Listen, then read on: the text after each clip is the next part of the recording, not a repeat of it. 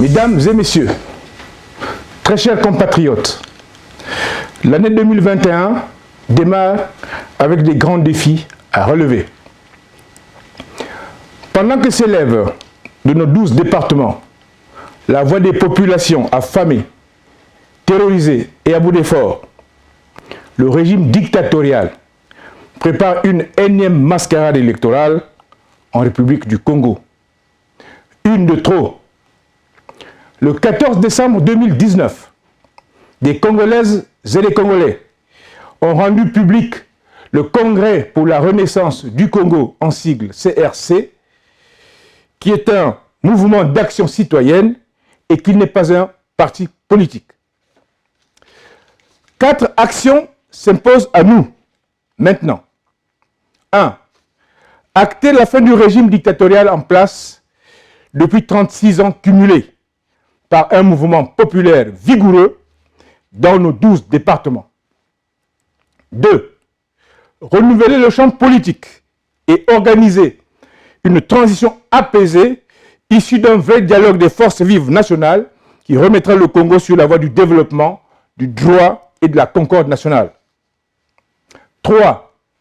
Réorganiser l'État, lutter de façon implacable contre la corruption, les antivaleurs, les pratiques mystico-fétichistes et le terrorisme d'État. 4. Organiser des élections libres, démocratiques et transparentes de concert avec la communauté internationale. Très chers compatriotes, la fin de ce régime dictatorial, c'est maintenant. 60 ans d'approximation politique et économique, dont 20 de brigandage politique n'ont pas permis au Congo de prendre son envol. Nous sommes tous blâmables, les générations d'hier et celles d'aujourd'hui. Épargnons alors celles de demain. Comment? En agissant. Quand? Maintenant. Le désastre est là. Inutile de nous étendre sur ce que nous savons tous, c'est-à-dire la faillite générale, résultat d'une gestion chaotique de l'État. L'incurie morale, décriée sous le vocable « allons seulement ». Le simulacre d'élection, annoncé par un dictateur qui se prend pour un empereur, c'est-à-dire un vil chef de clan. Les achats massifs d'armes de guerre qui alimentent ces milices, arment des rébellions et déstabilisent les pays voisins. Non, le Congo ne peut pas continuer à être gouverné par des ennemis de la République, par des félons qui détruisent le patrimoine national, par une association de malfaiteurs dont certains sont recherchés par des tribunaux internationaux. Voilà pourquoi le CRC vous invite à rejoindre les réseaux de résistance et de renaissance dans nos villes et villages, dans nos casernes, dans nos administrations publiques et privées. Une nouvelle pensée politique doit prendre les commandes de notre État. Chers jeunes, chers élèves et chers étudiants, 2021 est l'année de votre action. Vous êtes le ciment entre la génération de vos pères et mères qui ploient sous la dictature sans rompre et celle de vos enfants qui ne vous pardonneront jamais de ne pas avoir agi. Vos parents sont fatigués de vous héberger, de vous nourrir, de gérer vos épouses, vos époux, vos enfants et parfois vos petits-enfants. Si vous n'agissez pas maintenant, vous serez condamnés à l'extinction car personne ne se battra à votre place pour votre vie. Alors, ne ratez pas votre rendez-vous avec l'histoire. Soyez les acteurs principaux et les moteurs du changement en cours. N'ayez pas peur. Organisez-vous et tenez-vous prêts. Chers retraités, nombreux parmi vous ne savent plus à quel sein se vouer. Pas de pension, pas de vie. Nombreux ne savent même pas s'ils vont se réveiller le lendemain, puisque la mort rôde et vous emporte dans l'anonymat sans que vous ayez reçu votre pension. Exigez vos droits avec fermeté. Rejoignez la colère nationale. C'est la seule façon de ne pas passer de la vie à trépas.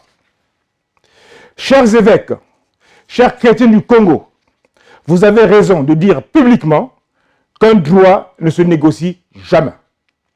Vous savez que vos cris de cœur ne trouveront jamais un écho favorable auprès de ces âmes endurcies par le crime et encrassées par les pratiques sataniques et fétichistes. Mobilisez les enfants de Dieu autour de la quête active de liberté, bénissez le peuple et sa victoire. Chers syndicalistes, n'hurlez plus avec les loups. Revendiquez vos droits, comme vos aînés il y a quelques années, même si vous vous heurtez à la férocité d'un régime qui s'arc-boute.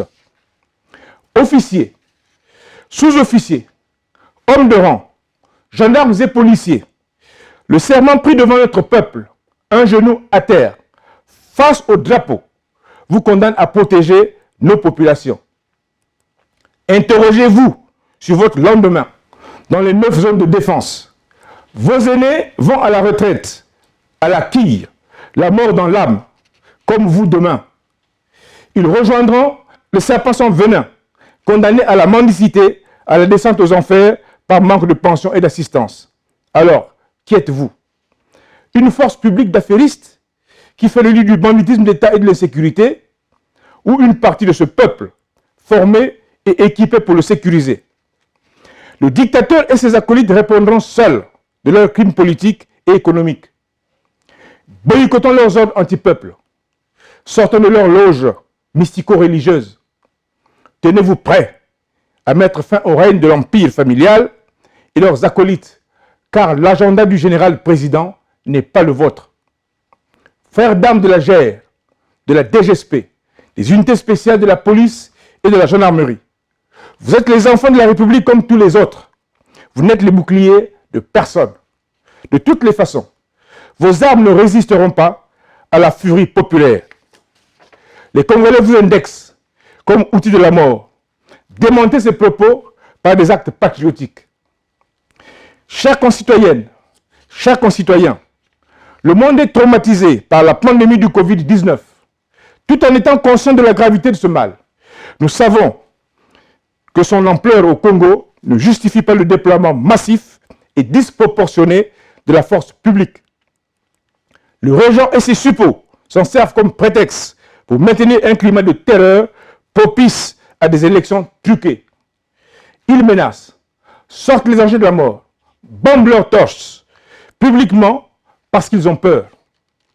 La peur change de camp. Ne craignez plus ceux qui ont peur de vous.